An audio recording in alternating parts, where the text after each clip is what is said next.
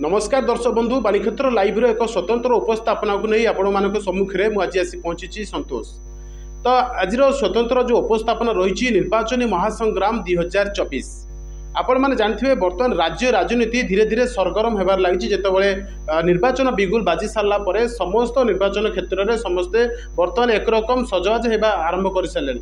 बर्तमान आम आसी पहुंचीचु जगतसिंहपुर जिलार जे चर्चित निर्वाचन मंडली कथा कहवा जगतसिंह निर्वाचन मंडली यही निर्वाचन मंडली में बर्तमान बीजेडी तरफ लड़ुंट श्रीजुक्त प्रशांत कुमार मुदुली और बीजेपी तरफ श्रीजुक्त अमरेंद्र दास। कांग्रेस बर्तमान सुधा प्रार्थी देनी यार भितर जड़े नुआ मुह गोटे चेहरा नुआ गोटे आसी बर्तमान राजनीति को तांकर पेशा होउची सांबादिकता करवा किंतु नुआ करी से राजनीति को बर्तमान पाद देवाक जाउछंती स्वाधीन विधायक प्रार्थी भाव में।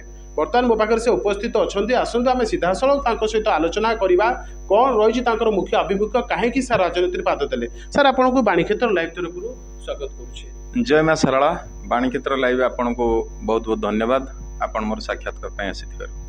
सर आप परिचय टी देवे दर्शक मैंने अपेक्षारत आप परिचय टी देवे कहीं आपण ये लाइन की आप राजनीति आप आसवाई पसंद कर। मोर परिचय होची नारायण प्रसाद नंद। सर्वप्रथमे जगतसिंहपुर निर्वाचन मंडली समस्त वोटर मान को मोर हार्दिक नमस्कार। आपण प्रश्न रहा जे मु कौन पाई राजनीति लाइन की पाद बढ़ावा को जाउछि।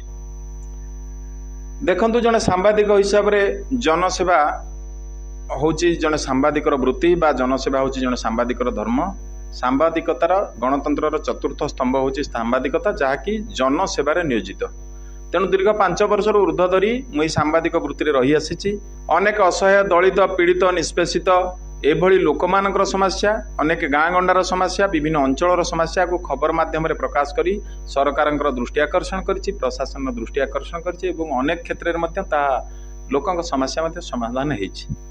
तेणु से सेवा मनोवृत्ति को आहरी टिके बढ़ावा राजनीति को निर्दलीय प्रार्थी भाव में स्वाधीन प्रार्थी भाव में मु जगतसिंहपुर विधानसभा आसन प्रार्थीपत्र दाखल करने मनस्थ करिछि। एटा होची मोर आभिमुख्य। आपड़ ये क्वेश्चन मुझे पचारे चाहे जे आप जो रखिंट स्वाधीन तरफ आप लड़े कौन रही आप मुख्य जो मुद्दा कथा कहते मुख्य मुद्दा कौन रही जो आप निजे अंगे लिभे जहाद्वारा आप मन में गोटे सेमती आसी क्वेश्चन जे आप ओल्लैंट राजनीति मैदान को। देखंतु मुद्दा कहवा गले जगतसिंहपुर निर्वाचन मंडली अनेक समस्या रही। जगतसिंहपुर वासी अनेक समस्या रही। अनेक योग्य हिताधिकारी सरकारी योजनार वंचित होती अयोग्य हिताधिकारी तालिका अंतर्भुक्त होती। अपर पक्षे पानीय जलर समस्या देखंतु कृषक मानकर समस्या देखंतु आपण रास्ता घाटर समस्या देखंतु जगतसिंहपुर एपरि अनेक समस्या रही। से सब समस्या किपरि भाव में लोकंकर दूर हो पारिबो ताहाकु नहीं माने यही सेवा मनोवृत्ति की सेवा बल को आहरी बढ़ावा मु राजनीति क्षेत्र को ओल्लैवाक स्थिर करिछि। वर्तमान जो माने लोक प्रतिनिधि होउचंती लोक माने जहां को वोट दे विजयी कराउचंती साधारण वोटर को एक प्रकार प्रतिश्रुति दि जाउछि से प्रतिश्रुति परे प्रतारणा होउछि। जेबे जो लोकटी प्रतिश्रुति देइथिला से थरे जीति जिबा परे सेही लोकर चारिपटे अनेक राजनेता अनेक ठिकादार आउ किछि शिल्पपति आउ किछि सरकारी अधिकारी एमाने बुलुचंती साधारण लोकटी ता लोक प्रतिनिधि को देखा करबा तो दूरर कथा तार छाई मध्य स्पर्श करबा कष्ट हो जाउछि। तेणु सेही भली मु आज गोटे जिनिस रखिबी अनुरोध जगतसिंहपुर निर्वाचन मंडली समस्त वोटर पाखरे दल न देखी आगे गोटे जिनिस देखंतु इटी दल को गुरुत्व न दे व्यक्तित्व को गुरुत्व दिंतु प्रार्थी को गुरुत्व दिंतु जो प्रार्थी पाखे आगामी दिन में निश्चिंत भाव में साथ दे रहिबो 5 वर्ष न्याय्य अधिकार मौलिक अधिकार को परिपूर्ण करि से भाया प्रार्थी को चयन करंतु। तो ये नंदा मुझे गोटे क्वेश्चन आप रखी जे आम जो मुख्य जो दल रही 3टी दल बीजेडी बीजेपी कांग्रेस पाखे बर्तमान जदि आम कह अर्थ बल कथा कह बाहुबल कथा कह जनता मान बल कथा कह सबुरे परिपूर्ण से माने किंतु आप स्वाधीन हिसाब से आप कौन एमती अच्छे जोटि आप कौन आशा प्रकट कर बर्तमान भरोसा से भोट दे भोटर मैंने आपण जदि कहिबे जे राजनीति मैदान को ओल्लैवा को राजनीति में प्रतिद्वंदिता करने को निर्वाचन में अर्थ आ बाहुबल सर्वस्व ताले मु बिल्कुल भी प्रतिद्वंदिता करि परिबिनी मु कोन कोनोसी स्वाधीन प्रार्थी भी करि परिबे नाही। तेणु एटी कथा रहउची साधारण जनता का आशीर्वाद लोकंक सचेतनता सचेतन नागरिक मानकर विश्वास भाजन होबा एवं जेमती मु जणे सांबादिक हिसाब रे आज जनसेवा नियोजित निजु करूची बा करिछि आगामी दिन में जदि लोकंकर भरोसा हुए मुझे आहरी करी जदि भरोसा न करती सांबादिक वृत्ति में लोकसेवा मोर जीवन सारा जारी रही।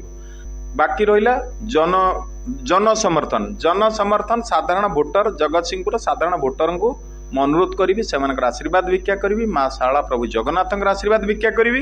ତେଣୁ ସେଇ ଜନତାଙ୍କ ଆଶୀର୍ବାଦ ଆଉ ମା ଶାରଳାଙ୍କ ଆଶୀର୍ବାଦକୁ ନେଇ ମୁଁ ନିର୍ବାଚନ ମଇଦାନକୁ ଓହ୍ଲେଇବି। ମୋର ଏଇଟା ହିଁ ହେଉଛି ବଳ, ମୋ ପାଖରେ ଧନବଳ ବାହୁବଳ ଏସବୁ କିଛି ନାହିଁ। ମେ 7 ରୁ 14 ପର୍ଯ୍ୟନ୍ତ ରହୁଛି ପ୍ରାର୍ଥୀପତ୍ର ଦାଖଲ, କିନ୍ତୁ ଆପଣ ଯେଉଁ ଶେଷ ବାର୍ତ୍ତା ରଖିବେ ଯେଉଁ ଭୋଟରମାନଙ୍କୁ ଆପଣ କ'ଣ ଦେବେ? ଶେଷ ବାର୍ତ୍ତା ଏହା ଦେବି, ମୁଁ ତ ନିଶ୍ଚିତ ଭାବରେ ପ୍ରାର୍ଥୀପତ୍ର ଦାଖଲ କରିବି, କିନ୍ତୁ जो आपण कहले जे गोटे 7 दिन ପାଇଁ ରହୁଛି ନୋମିନେସନ କରିବାର ତାରିଖ, ତା ଭିତରୁ କେଉଁ ଦିନଟା କରିବି ପୂର୍ବରୁ ମୁଁ ସମସ୍ତଙ୍କୁ ଅବଗତ କରିବି, ଆପଣମାନଙ୍କୁ ଅବଗତ କରିବି। ନିଶ୍ଚିତ ଭାବରେ ପ୍ରାର୍ଥୀପତ୍ର ଦାଖଲ କରିବି। ସାଧାରଣ ଜନତାଙ୍କୁ ତାଙ୍କର ନ୍ୟାଯ୍ୟ ଦାବି ନ୍ୟାଯ୍ୟ ଅଧିକାର ମୌଳିକ ଅଧିକାର ଦେବା ପାଇଁ ଜୀବନ ସାରା ଲଢ଼େଇ କରିବି ଏବଂ ଜଗତସିଂହପୁର ବାସୀଙ୍କର ସମସ୍ତ ମୌଳିକ ଅସୁବିଧାକୁ ପରିପୂରଣ କରିବା ପାଇଁ ଚେଷ୍ଟା କରିବି। ଏସବୁ ମୁଦ୍ଦାକୁ ନେଇ ସାଧାରଣ ଭୋଟରଙ୍କ ଆଶୀର୍ବାଦକୁ ନେଇ ପ୍ରାର୍ଥୀପତ୍ର ଦାଖଲ କରିବି। तेणु जहाँ निष्पत्ति रहिबा जनतांकर ताकू निश्चित भाव में मु मानि नेबी, समस्ते मध्य मानि नेबी।